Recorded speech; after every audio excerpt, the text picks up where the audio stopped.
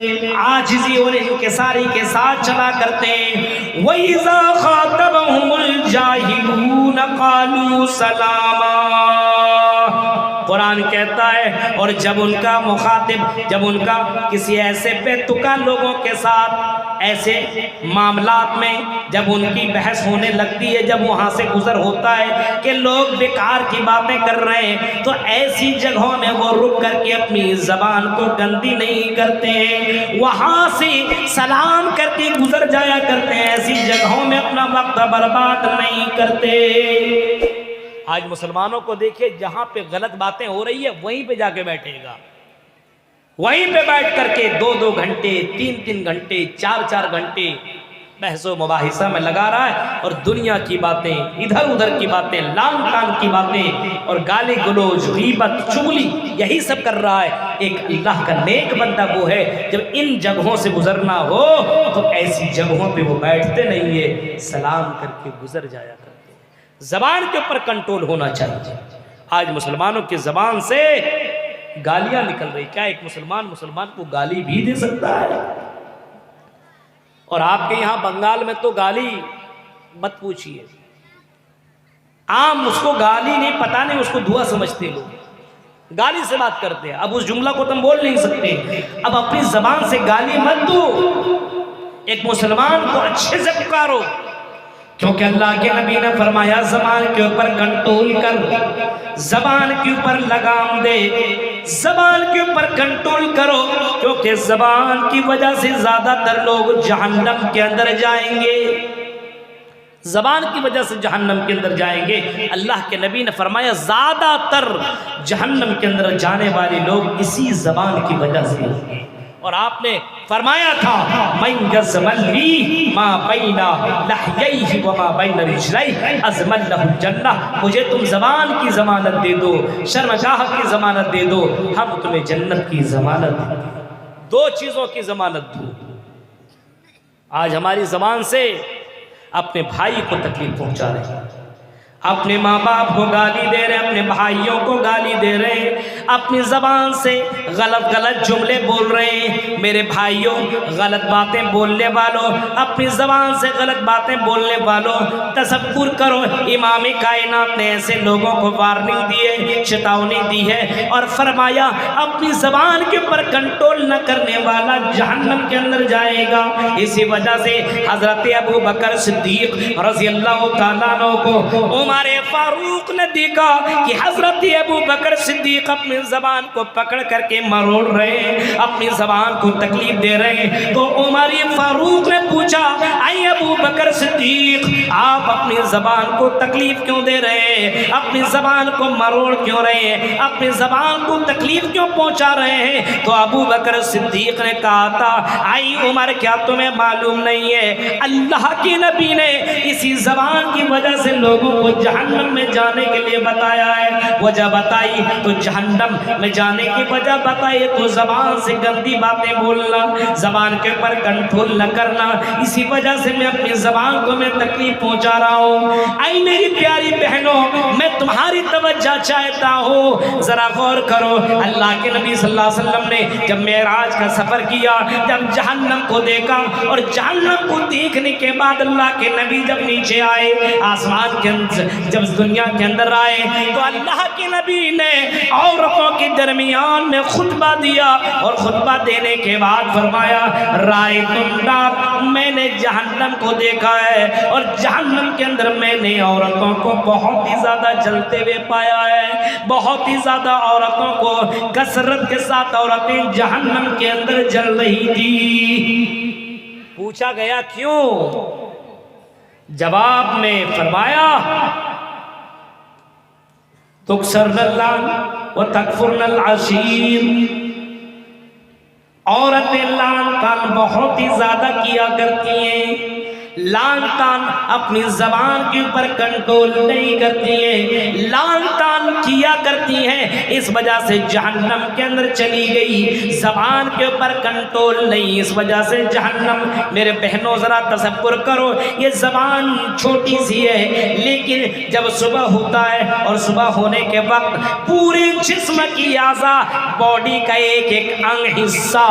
زبان سے ریکویسٹ کیا کرتی ہے، او زبان اپنے آپ میں کنٹرول کرنا، اگر تو ٹھیک رہا تو ہم بھی ٹھیک رہیں گے، اگر تو گڑبڑ ہو گیا تو ہمارے اندر بھی گڑبڑی آ گئی، اس وجہ سے زبان تو اپنے اندر کنٹرول کر۔ میرے بھائیوں ذرا تصور کرو، اپنی زبان کے اوپر کنٹرول نہ کرنے والوں، اپنی زبان سے گالی دینے والوں، اپنی زبان سے مسلمانوں کو تکلیف پہنچانے والوں، کیا جنت کے اندر جا سکتے ہو؟ اللہ کا نیکوکار بندہ وہ ہے جو اپنی زبان کے اوپر کنٹرول کرتا ہے۔ حضرت عائشہ کو دیکھیے، یہودیوں کا گزر ہوا اور یہودیوں نے اللہ کے نبی صلی اللہ علیہ وسلم کو سلام کی جگہ زبان دبا کر کے السلام علیکم کہا، السلام علیکم نہیں کہا، السلام علیکم کہا، اے محمد تمہارے اوپر موت ہو۔ حضرت عائشہ نے سن لیا، نبی کی بیوییں اور بھی حد محبت کرتی ہیں، اور کون ہے جو اپنے شوہر سے محبت پیار نہ کرے؟ حضرت عائشہ کو یہ کیسے برداشت ہو کہ ان کے شوہر کو کوئی بد دعا دے، لعنتی والا جملہ بولے؟ ہاں یہ برداشت کیسے کر سکتی تھی؟ حضرت عائشہ نے فوراً جواب میں کہا وعلیکم السلام واللعنہ، اے یہودیوں تمہارے اوپر موت ہو اور تمہارے پر اللہ کی لعنت ہو، تمہارے پر موت ہو۔ محمد رسول اللہ نے جب یہ جملہ سنا تو کہا اے عائشہ، یا عائشہ محلل، اے عائشہ اپنی زبان کے اوپر کنٹرول کر، اے عائشہ نرمی برت، نرمی اختیار کر، عائشہ محلل، اے عائشہ رک جا، کنٹرول کر، اپنی زبان کو آگے مت بڑھا۔ حضرت عائشہ کہتے اللہ کے نبی آپ نے سنا نہیں ان یہودیوں نے آپ کو کیا کہا ہے؟ آپ نے سنا نہیں؟ اللہ کے نبی نے جواب دیا مسکرا کر کے میرا جواب تم نے نہیں سنا،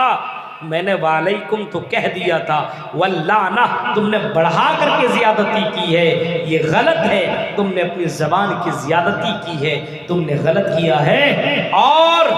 تم نے غلط کیا ہے، اپنی زبان کا غلط استعمال کیا۔ تصور کیجئے آپ، محمد الرسول اللہ صلی اللہ علیہ وسلم چھوٹی چھوٹی چیزوں پر اتنا زیادہ دھیان دیا کرتے تھے، آج ہماری زبان سے طرح طرح کی باتیں نکل رہی ہے، نو پرابلم، کوئی ٹینشن نہیں ہے، کوئی معاملہ نہیں ہے۔ ذرا غور کیجئے اپنی زبان سے مسلمانوں کو تکلیف پہنچانے والوں، ایک خاندان والے دوسرے خاندان کو غلط بول رہا ہے، ایک فرقہ دوسرے فرقہ کو غلط بول رہا ہے، اپنی زبان سے دوسرے کو جنتی اور دوسرے کو جہنمی کا فتویٰ دے رہا ہے، ایک مسلمان کو گالی دے رہا ہے۔ میرے بھائیو اسی زبان کی وجہ سے سماج کے اندر نفرت، عداوت، دشمنیاں، یہ ساری چیزیں اسی زبان کی وجہ سے ہے۔ اسی وجہ سے آپ نے فرمایا اس زبان کے اوپر کنٹرول کرو۔ نبی اکرم خطبہ دے رہے ہیں، لوگوں کے درمیان درس دے رہے ہیں، سمجھا رہے ہیں، مسجد نبوی میں آپ لوگوں کو بتا رہے ہیں کہ اسی درمیان ایک صحابی آنے آ رہے ہیں۔ نبی اکرم نے فرمایا لوگوں سنو، ابھی تمہارے درمیان ایک آدمی آنے والا ہے جو کہ جنتی ہے۔ اللہ کے نبی جنتی ہے؟ ہاں وہ جنتی ہے۔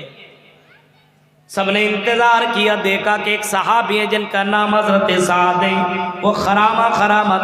تشریف لا رہے ہیں۔ ہمارے درمیان یہ بندہ رہتا ہے، ہمارے درمیان یہ آدمی کھاتا ہے، پیتا ہے، چلتا ہے، گھومتا، بازار بھی جاتا ہے، یہ سارا کام تو کرتا ہے، لیکن یہ جنتی کیسے ہو گیا؟ لوگ تعجب کرنے لگے، لیکن پھر اس کی چھان بین چالو کر دی، اور انہی میں ایک صحابی ہیں جن کا نام حضرت عبداللہ ابن عمر ہے۔ حضرت عبداللہ ابن عمر ان کے پیچھے پیچھے لگے اور ان کے گھر تک پہنچے، اور پہنچنے کے بعد ان کے گھر کے اندر مہمان بن جاتے ہیں۔ اے سعد، ہم آپ کے گھر کے اندر مہمان بننا چاہتے ہیں، کیا آپ ہمیں اپنا مہمان بنائیں گے؟ بڑی خوشی کی بات ہے آپ میرے گھر کے اندر مہمان بن جائیں۔ ایک دن، دو دن، تین دن تک یہ حضرت عبداللہ ابن عمرو رہتے ہیں۔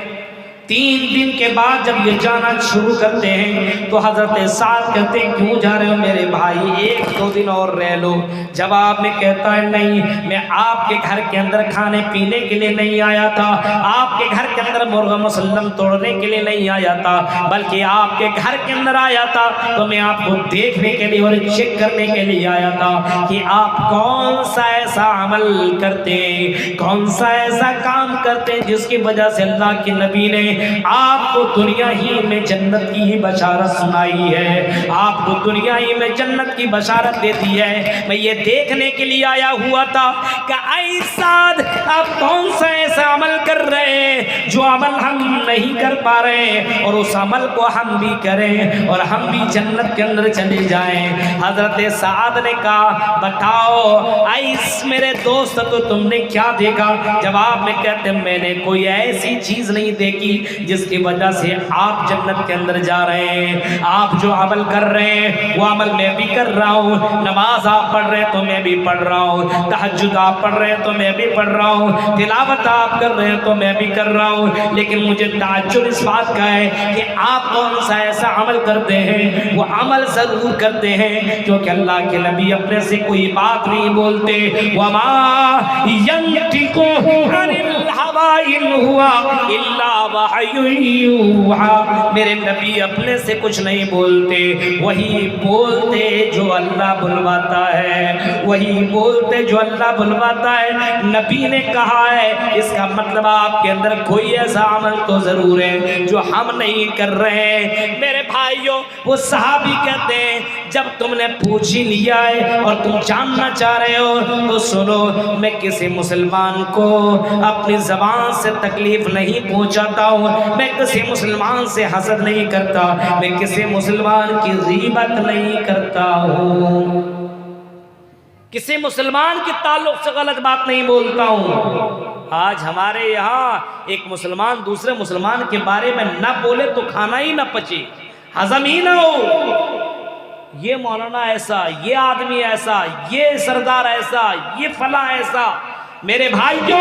اپنی زبان کے اوپر کنٹرول کرو، کیونکہ یہ زبان ہی آپ کو جنت کے اندر پہنچا سکتی ہے، ورنہ زبان ہی کے وجہ سے جہنم کے اندر جاؤ گے، کیونکہ اللہ کے رسول کا یہ فرمان اور رسول کی یہ حدیث ہے کہ تم مجھے اپنی زبان کی گارنٹی دو، ہم تمہیں جنت کی گارنٹی دیتے ہیں۔ اور یہ کوئی عام سا آدمی نہیں ہے بلکہ رحمت للعالمین سید المرسلین امام کائنات جناب محمد رسول اللہ نے باقاعدہ فرمایا ہے، اور آج ہماری زبان کے اوپر کوئی کنٹرول نہیں۔